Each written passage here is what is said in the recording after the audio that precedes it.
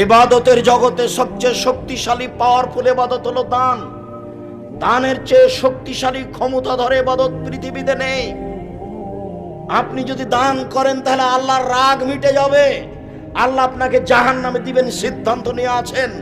আপনি 500 টাকা দান করলেন, তখন আল্লাহ বলছেন আচ্ছা আচ্ছা ঠিক আছে, যাও যাও, নরম হয়ে গেছে দানের ক্ষমতা।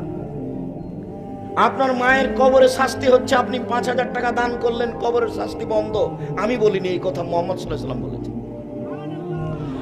রাসূল সাল্লাল্লাহু আলাইহি সাল্লাম বলেন, পানি যেমন আগুনকে নিভাতে পারে, দান তেমন পাপকে নিভাতে পারে।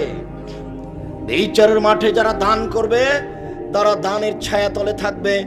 যতক্ষণ পর্যন্ত বিচার চলবে ততক্ষণ পর্যন্ত দানের ছায়াতলে থাকবে। আমি অনুবাদক মুহাম্মদ সাল্লাল্লাহু আলাইহি ওয়াসাল্লাম এভাবে বলেছেন।